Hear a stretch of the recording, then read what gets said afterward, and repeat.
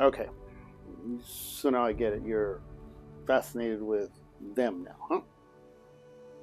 You amaze me. She's going to be focusing on you the whole time, so you might as well just get used to it. Okay, so now we're going to be working on the arm. And you know, the arm really has become almost the international symbol of strength. I mean, you look throughout the years and you can see how the arm has been used. I mean, for instance, look at this logo, Arm & Hammer Baking Soda. The arm, the hammer, it symbolizes strength, endurance, and symbols and incorporates strength. Oh, yeah. And so, all through life we've seen this. We've seen it through movies, we've seen it through paintings. As a matter of fact, you know, what's the old saying? Look at your guns. They're not going to let you on the plane with those guns. You know the thing. And that's exactly what it's like. I mean, even in recent history. Let's take a look at this one here. You know this poster. Now, before we go any further, I'm going to clarify something about art history. And I want you to understand this. This is not Rosie the Riveter. Let me repeat, this is not. This isn't, this is not, it is not. It is not Rosie the Riveter. You're going to hear that all the time. Oh, it's not. It isn't. I wanted to get that clarified. And when we start getting into history, you'll see why. This painting is actually done by J. Howard Miller. And he actually worked for Westinghouse. And at that time, they were working on the war effort and found out he was a talented artist. And he created this, entitled, We Can Do It. Now, this symbolizes strength for the women. The actual painting is this one. This one is Rosie the Riveter. And who is this one done by? Well, it's done by Norman Rockwell. And he was inspired to do this one by a song that came out in 1943 by the Four Vagabonds called Rosie the Riveter. Yep, that's the song. Okay, so let's get everything lined up straight. Not Rosie the Riveter. That is Rosie the Riveter. So when anybody tells you, oh, I've seen that painting, that's Rosie, it is not. Not. N-O. And the reason I bring that up is because you're going to find out that in history, there's a lot of things that are done wrong or mistaken. A good example of recent history is this one. Paul Revere. He actually never made the ride. He never did. He got captured even before he made the ride out by himself. It was his partner that had done that. So we tend to twist history around, and this is an example of that. Now, Rosie the Riveter, this one, which was painted by Rockwell, was inspired by a painting of Michelangelo. This one. This is Isaiah. That is found in the Sistine Chapel. Now, I also have to clarify one other thing, too. I know I'm getting off the track here a little bit, but I want to make sure I stay on this track. Last episode, I made a quote, and I said something about the fact that Michelangelo never called himself an artist. It wasn't really an artist he didn't call himself. He didn't call himself a painter. So he never called himself a painter. He called himself a sculptor. He did recognize that he was an artist, but I wanted to clarify that because after I saw it, I go, wait a minute, that's not right. It's not an artist. It's a painter. He didn't see himself as a painter. So in this episode, what we're going to be talking about is the arm. And we're going to see how even in today's world, the arm is used a lot. This artist, Frank Frazetta, and this artist, Boris Vallejo, they were great fantasy modern day artists and using the arms quite a bit to show strength and power.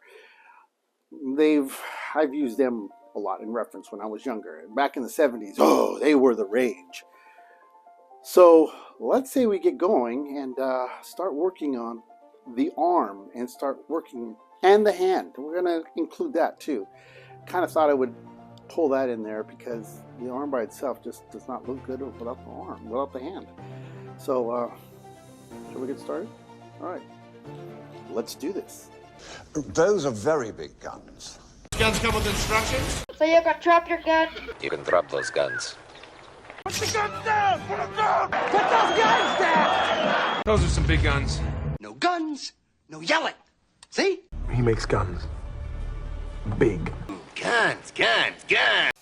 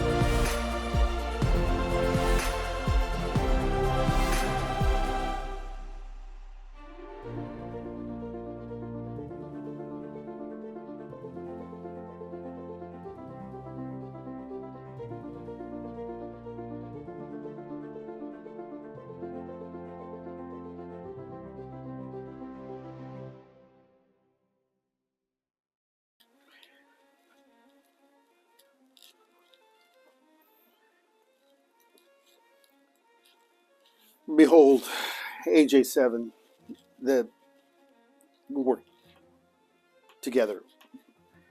Are you taking notes? You. Okay, so if you saw my last episode, you saw the comics of the Rollerbots. These guys are life size. This is the size Rollerbots are. They're actually about 3 feet tall. And, yeah, this is them. Cool, huh? Kind of processing all the information we've gone over with the last bit of information. Okay. All right, well, let's move on. And now we're working on the bone structure of the arm. What we're going to kind of go over now is I'm going to kind of skim through this, because as I was looking at the last video, we were going through the bones and the structure, and, you know, it's good to go through them, but I can see where it gets kind of boring. So we're just going to kind of skim over everything. As you can see, I have here, I have the radius and the ulna. And this is the forearm of the body. And I remember I used to ask, why are there two bones? And the two bones there are, if you look at the body the way the joints are, we have two types of joints. We have a pivot joint and we have a socket joint. Pivot and socket are the same. And if you look at the wrist Bless his heart. doesn't have a The place professor for a meant socket hinge. or Oh, a he's so hinge. cute with his little mistakes. But how does that move? Well, the answer to that, how God came up with this, is amazing. You have two bones that work simultaneously. They'll shift. And you'll find that too with the same thing with the tibia and fibula when we get to the leg. They do the same thing because it allows the ankle to twist and to move. It allows the knee to slightly move and allow you to move. Your hip will move in one direction, and then that ulna or the tibia and fibula allow the leg to move. It's the same thing with the ulna. The ulna and the radius allow the forearm to twist and move. It allows your wrist to do what you're doing. Okay, enough talk. That is what they're for. But let's kind of go over just a few of those things. I have them all labeled, but we're not going to go over everything. All right, let's take a look at these. Okay, so if we look at the anterior and posterior of the two, we have the radius and the ulna. They're set there, and then you have them as the shaft. In actuality, really understanding all the labeling, you really don't have to know much of anything, but know much about the title of it. But at the bottom, if you look at the anterior, there's the styloid process of the radius, and that's that bone, which is, you can feel right here on the side. You can feel that one coming out there. That's that part of the radius, or the ulna that comes over the side here. That's the part you're feeling. And then you can feel the other bone on the other side. That's the other bone coming up from the other side itself. Now, if you take a look at these, go ahead. You'll see that there's also other parts of the area that create a surface tension, articular surface of the wrist bone, and that's a part of the solenoid process of the radius, and all those work together to allow the arm to move. And let's go way to the top here. You're going to see that there is a semilunar notch for the, if I pronounce that right, trochlea of where the joint meets the top part of the elbow. And let's move over to where the we're going to move over to where the humerus is, and let's slide over to the humerus. We can see the head of the humerus, and that's where the head, their socket, goes into the shoulder, and that would be this part here, and you can see that socket part goes right up into that shoulder. Now, if you look at the bottom, you can see there's the pterygica. I think I pronounced that right. And that's that notch that sits, it kind of comes up this way and allows the other part to sit, to rotate. Now remember, the elbow only is a hinge. It's the shoulder that creates the hinge part to move in this direction. I know I'm giving a lot of information on this, but in actuality, in drawing, if you look at a drawing that's not drawn correctly, you might see the arm bent in a wrong direction. And understanding how these joints work is going to help you to better draw or to better spot things that are wrong. Now, once again, you know the rules, you can break them. So let's say you're trying to create an image where the person is distorted. If you know it, that's fine. That's okay. But understanding it helps a lot. Did you get those notes? Right. That really helps out quite a bit. All right, let's move on. Okay, going back to, we have the posterior, the anterior of the humerus. There's the shaft. Not really much that I'm going to go over, but the next step that I'm going to show you is what it looks like when everything is put together. And you can see here with the elbow joint, how everything is tied together with the humerus, the ulna, and the radius. And all those parts there, I'm not about to go through all of them because I just want you to see how these images are drawn in the bone.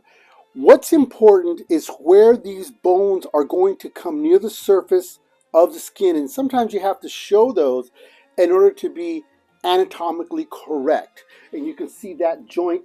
The concentration is in the joint, not so much where the socket is to the shoulder or where the wrist is near the bottom. All you're trying to see is where the joints are on the elbow itself. So kind of study that and see how everything works together mechanically.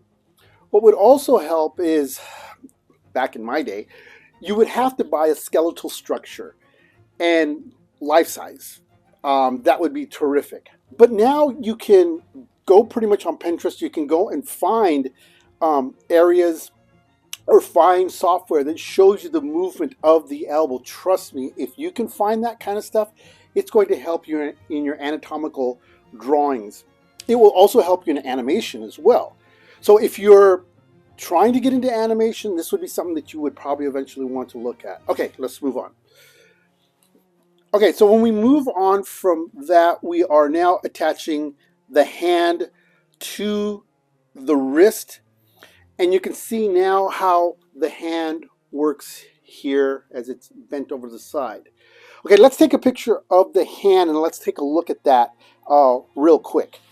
Okay, you can see the skeletal structure of the hand. You have the anterior and the posterior of the hand. Notice that on the hand, the joints actually, or the fingers come here, are the phalanges, and they actually come all the way down through here.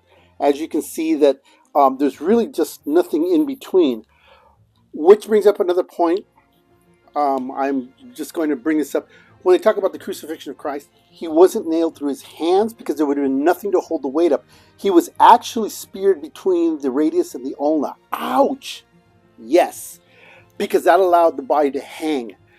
You really wouldn't be, if you were shot through here or whatever, there's nothing to hang on to. You would just slide, it would tear right through. That would be extremely painful. But you can see on the anterior and the posterior of the hand, there isn't anything. It's all flesh, nerve, and muscle, which manipulates the hand. Now I have a diagram of the hand, but we're not going to go over every single metacarpal, every single phalange. That's going to just take up a lot of time. But I want you to take a look at the drawings here, even though I have them labeled. Take a close look at these here and kind of study them and see how those work. Okay, we've gone over that. Let's now take a look at the muscle group, okay, as we fade out of this here. And there we go. The magic fade. Voila. Okay, so now we put the meat, as to say, or the skin on top of the bones. Okay, so as you can see on this diagram here, let's go over every single muscle that we have there. You make me very angry. What? Are you serious? That's it. I'm done. Smash him back! Smash him back!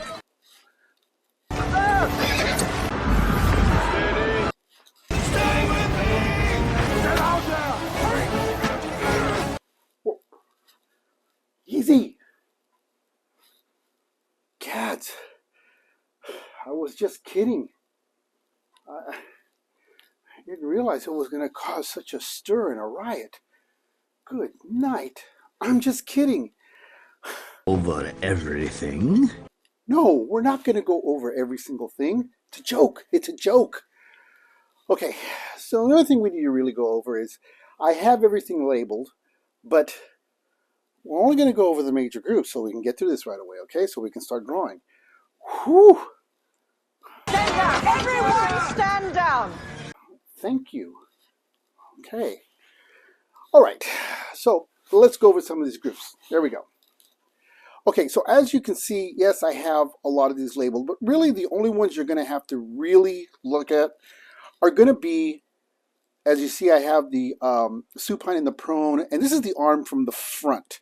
So let me just show you what we're looking at. Excuse me, fellas, here.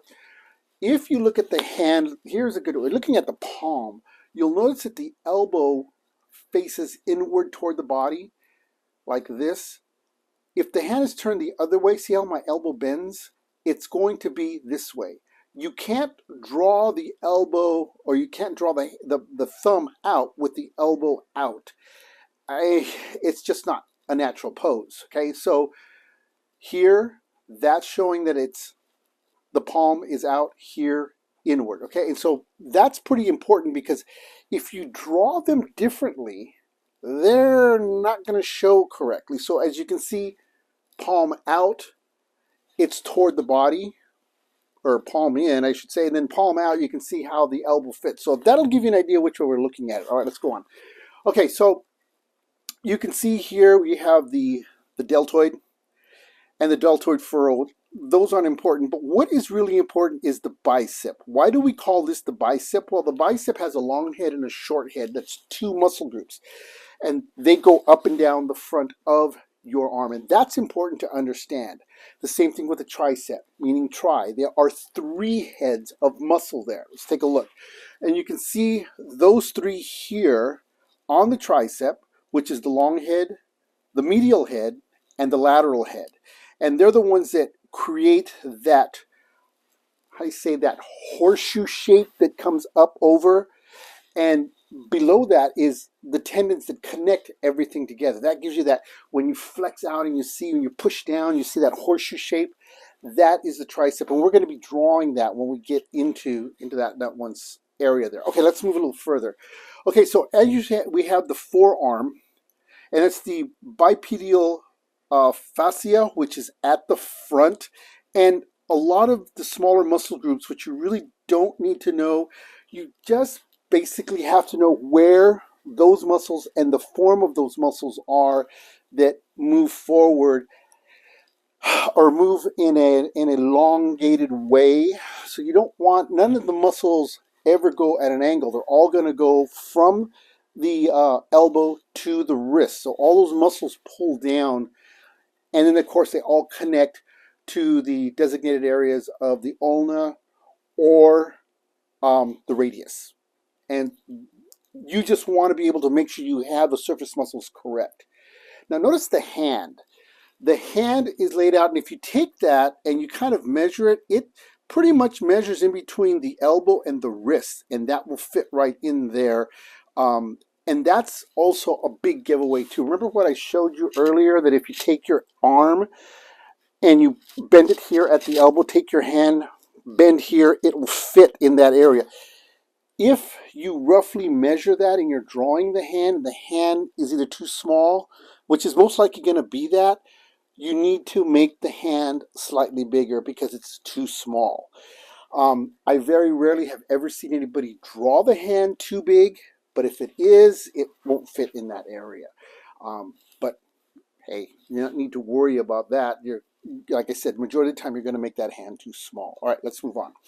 All right, so this is now what we're looking at. Let's move over to the outer side, meaning the outside of the side of the arm. And this, of course, is looking now at the arm from this side here. Okay, we've gone from front, which is like this to this, and now we're moving it from this to this here. And that is shown here on this drawing here, where you can see all four of these here are set. So we're looking at the front and the side.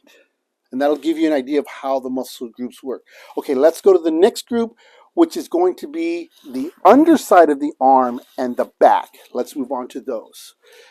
And as you can see, we have these set up. And now we are looking at from behind and the inner side of the arm. So this is supine and prone. And once again, now we are looking at the arm pretty much, we'll do it this way, like this, but now we're looking at it from this angle here. And that's what we're looking at. So now we can see more of the arm from behind. Let's take a look. And you can see the back part, which is the tendon plate of the tricep. That's that flat part that is set right in here. That's the plate where all the tendons meet and the muscle hangs on to those right there for the tricep. And that's, like I said, I keep referring to the horseshoe you'll refer to when you're out lifting and you turn that arm and you can see that. That's the part where everything is connected to that plate, okay? And you can see there's a majority of muscles that run up and down that arm. But again, what we're just looking at is we are looking at the general surface of the large muscles. The trapezius, the spine of the scapula, the deltoid, the triceps, the biceps, which we were looking at, and of course the forearm. We'll just reduce that to the forearm because there's a multitude of muscles that run down the forearm. And there's two large muscle groups that run just on top of the ulna and on top of the radius. And they run in there. You want to make sure that you get that line in between there. We're going to be able to see that when we draw out the arm itself. We're only going to do a couple of drawings there. And again, what we're working on is style and form. But on these here, these drawings that I'm showing you here is a reference that you can refer back to. On the advanced drawings, you will see how a lot of the body is going to be covered with clothing on some of these figures that we have that we're going to be working with. But some of them will have some areas revealed, and you will have to know and understand certain parts of the body. Okay, let's move on. All right. Now we're looking at the inner side of the arm, and that's going to be all up in this area here. If I have my arm down and I could detach the arm, you would be seeing underneath this area here of that, and that's what we're looking at right here on these drawings. Let's look at those. And that's the supine and prone. Again, we are now looking at the inside of a cross-section of the deltoid. We're starting to look at the coracocerebral chalice, which is the underarm pit. And then, of course, you've got the bicep, the short head, and then, of course, you can see where all the muscle groups are starting to come together here. And as you can see, there's a list of small muscle groups, which, again, I would not put you to the torture of having to go through every single one of those muscles. Because you just want to know a general idea of where those muscles are and what they work with. I mean, I could break this whole thing, but that would be a whole different... If we were just studying each one of those muscle groups, like I said, the only reason you're going to need to know every single one of those is if you're going to be drawing for a medical journal, then you're going to probably need to know all these muscles. And then you're going to have to know the underlying muscles. But for this anatomy class and understanding just the surface muscles we want to see where they're laying in so we find the right proportion when we draw out the arm. Now, again, look at the hand. Again, the hand isn't as small as you think it is. Look at this. You can see if you move that hand and you kind of measure it, you can see it fits from, again, elbow to wrist. And that's probably the most important thing you're going to want to remember. And as you can see here, here, and here, look at those hands and how those hands work. They are all sitting in there and they are in proportion to the rest of the body, of the rest of the arm itself. So remember, the key point here is understanding that hand. And remember, as I said, if we take that hand here, just like this, and we take from here to here, this part is the halfway mark between the back of the palm and the top of the palm. Again, the thumb coming from the bottom and then coming right up to about the halfway mark there. If you get that part basic, we went over that on the basic parts, if you get that part down, that's going to be half your battle. So you want to make sure that you've got that hand correctly. You may have to draw the hand, just practice on doing the hand. The hand is an artwork all in itself.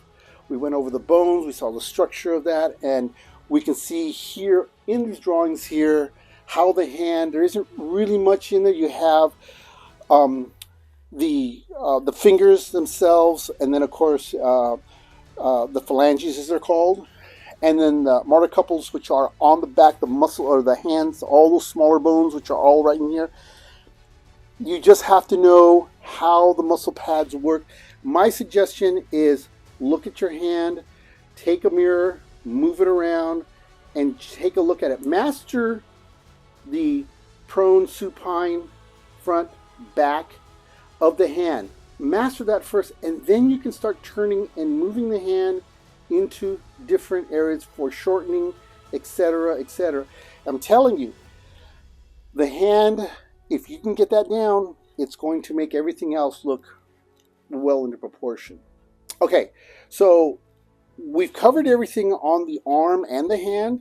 Let's apply this now and let's see how we can draw this in. We're going to tie all this together and let's get this next part going. All right, let's go.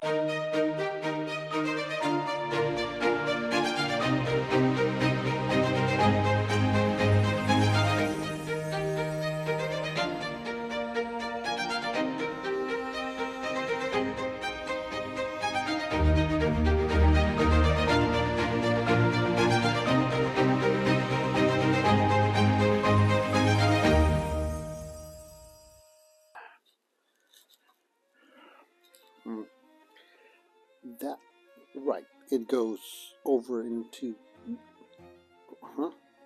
okay. Okay.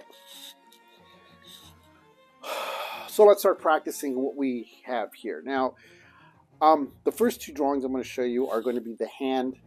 Now, let's just keep this short, but it's an important part of in your studies of drawing. I don't know where the idea as tracing is, oh, we're not supposed to trace. Reference. I am not impressed with somebody who comes up and tells me, oh, I did this without reference. Like, really? Really not impressed. Every single master, I don't care who they are, whether it be non-representational, whether it be Duchamp, whether it be Jackson Pollock, Salvador Dali, any of these, they all used reference. Michelangelo, Leonardo, they based their work on reference. The first two drawings I'm going to show you, this one here of the hand, and this is a static version of the hand just to show you how to draw, is no reference. Now, look at the style in which I'm using no reference. You can see this, and you're going to see this when we see the bicep and we see the tricep when we use the model and how the different styles are working. I will tell you, this looks very rudimentary. It does. It's a hand, but there's no reference. I use it off the top of my head because I know after all these years, I know how the hand works. But it's rudimentary. It's just flat. if you're going to be drawing something, I emphasize you to always, always, always use a reference. The reason I use a reference here is because we're basically just going over the basics and the fundamentals of the hand and its proportion. And just as a review, as you can see, I have the front and the back of the hand here.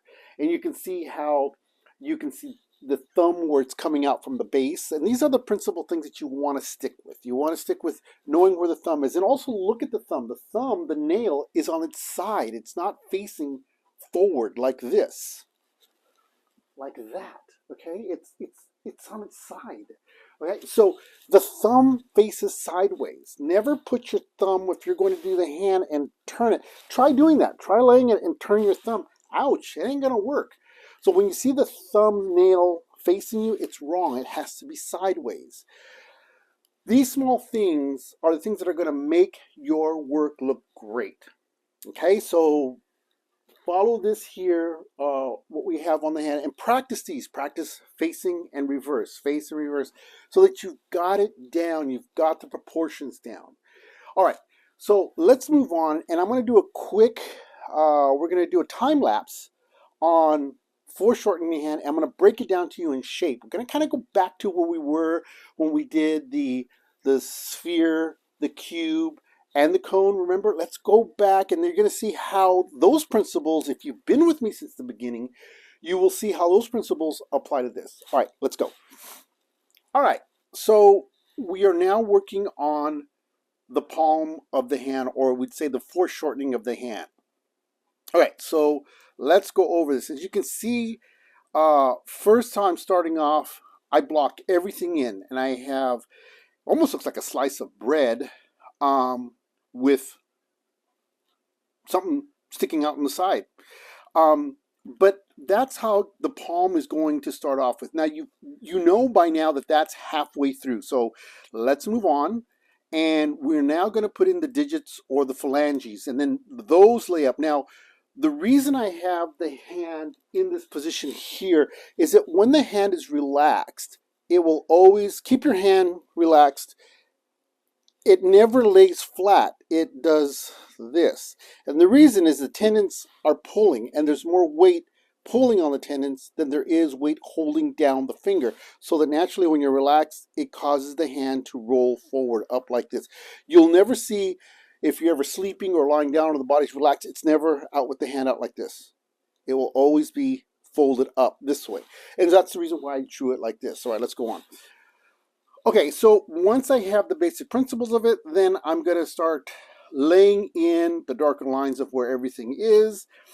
And then I'm going to start putting in the more details of the palm and the shadows. And voila, I have the hand foreshortened as I have here.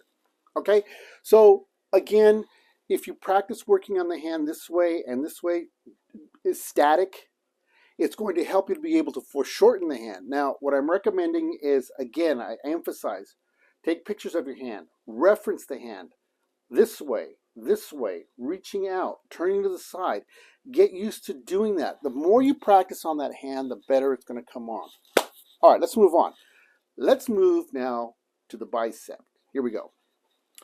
All right, so as I said earlier, and I talked about no reference, I said you can tell when something is being used with and without a reference. Case in point here. Okay, look at the difference between this and the hands. Same artist, myself, but you can see now that the hand or the arm now looks a little more refined. It looks a little more, oh, I don't know, how do you say it? It's got that look to it. Somebody will ask me, how do you tell the difference between good art and bad art? You can't really put words into it, but you can see it. You can tell when a work is struggled. You can tell when they haven't really used a reference. You can tell when they don't, unless they're trying to do that. But then you have to know what the artist's background is like and what they're able to do. It gets complicated. Let's keep it simple. But you can see the difference between the hand that I drew and this arm here. And that's why I say always use a reference. always go to always go to your reference. I use a reference 100% of the time. I do, and it allows me to be able to see where everything's lying in, where the muscle structure is, where everything is put out. In other words, like where all the abs, the obliques, the pecs, the arms, all of these things that I know, that's where they are, but I know I can enhance those. And this is why it's important to understand anatomy. All right, let's move on to the time lapse, and let's take this and move on here. Okay, we are now going to time lapse this, and we're going to work on the reference of the hand. And let's move on. Okay, so first we're starting off with just sketching out the hand. Now, the arm, I'm sorry. Now we're at a different stage altogether. And what I've done now, as you can see, I'm now penciling everything in. If you've been with me since the beginning, you should now start being able to sketch and block your subject matter in this case, blocking in the arms. If you're finding that this is becoming a little more advanced, you probably need to back up and practice those basics again. Here's the thing. We are now on episode 12, 13, and through all the episodes I said you have to practice. Remember the tracings? Do 100 tracings. This takes time.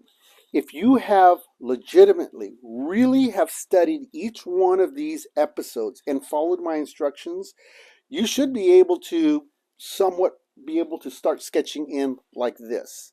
You should be. If not, you need to back up, you need to go back, and you need to review over your work. Review over it again. Start over again. Again, you can find tutorials that say the easy way to draw. There are easy ways to draw, but you have to put the effort in. You have to work. In this case, there is no easy shortcuts. Sorry, that's just the way it works. I've been doing this for years. This has amounted to 55 years of working in the arts. Okay, so that's what I'm saying is that the more you put in, the more you're going to take out of that. All right, let's move on. Okay, so we now have the arms sketched in, and now we're starting to lay in and blend in where the shadows are and seeing exactly where the darks and lights are together. All right, so we start darkening up everything, and then we're going to start blocking in the dark layers and then laying in the black. Now we have this, now it looks like a stencil, but again, what we start doing is we start darkening up the darker areas of the shadows, start pulling those out, and we start blending in and diffusing the lines on the outside of the arm to be able to create that round look, that solid look, like, again, there's a contrast between lights and darks.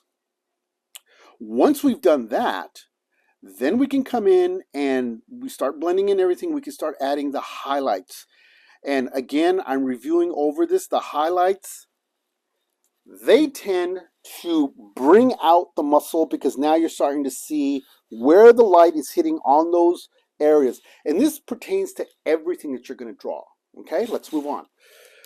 All right, so we now are putting in all the lighter areas, and we're also putting in more darks to create that arm to look solid and to give it a very solid round look. Finally, we put in the signature, and you can see now the arm looks complete. Again, the more time you spend on that arm, the more realistic it's going to become.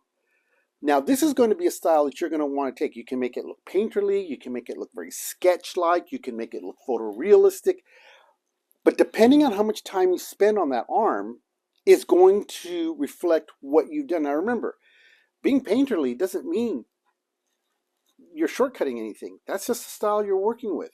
Again, you're still developing, so keep building that.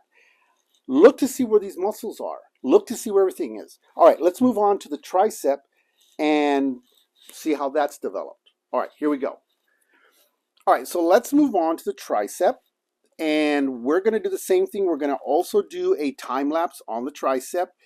Now, on the tricep, you can see the pecs being used by the model here, and we're flexing these muscles out, and you can see how they work together, how the tricep works, and then the pectoralis majors, they flex too. Also keep in mind, because I know where all the major muscle groups are and I know how the anatomy works, you can see that I don't have to necessarily find out where everything is. In other words, I don't have to sit here and go, oh, well, I can't see where this muscle is. I know where it is.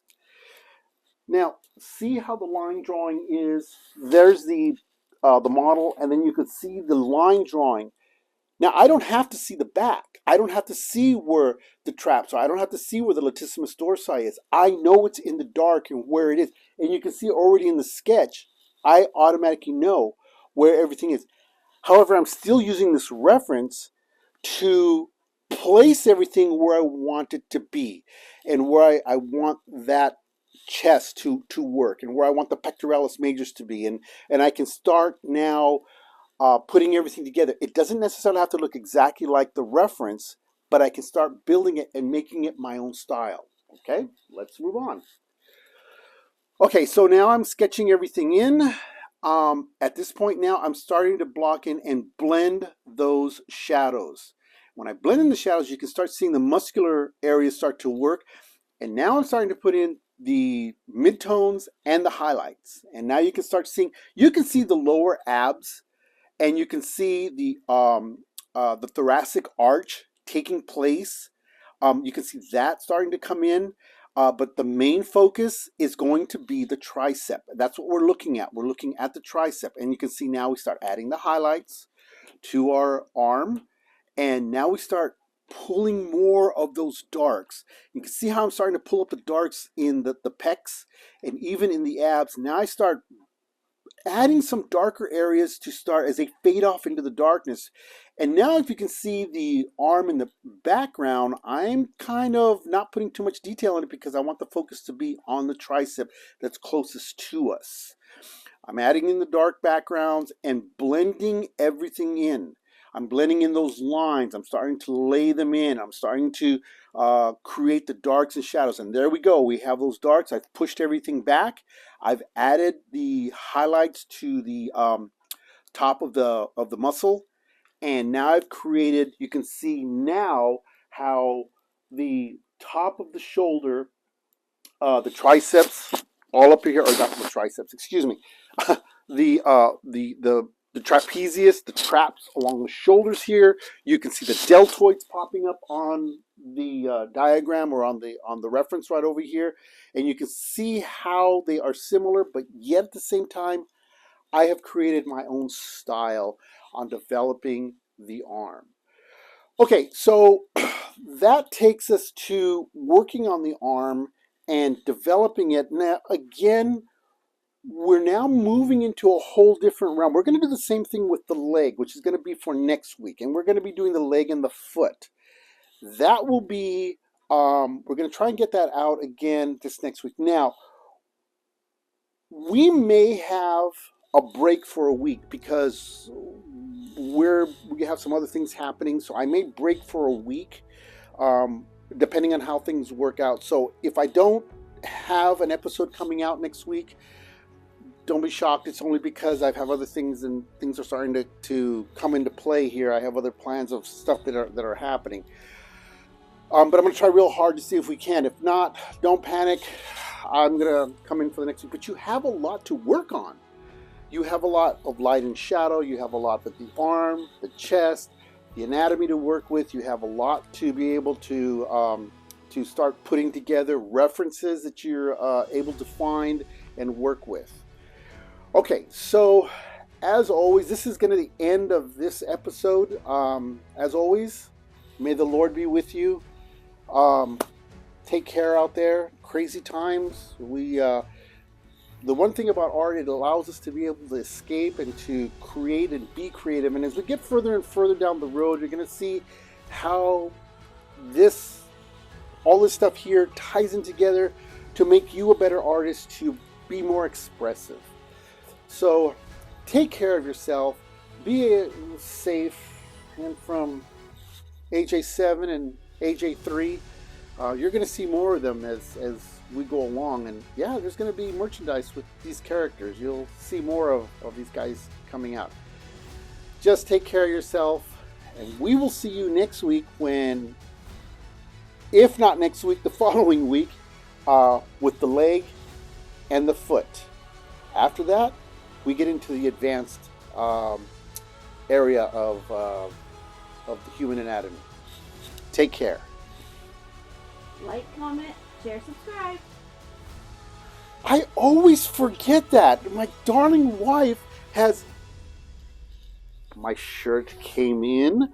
This is our Rollerbot shirt, and she's modeling for us. This is great. Yes, so like, share, subscribe, and we'll hopefully see you next week. If not, we'll see you the following week.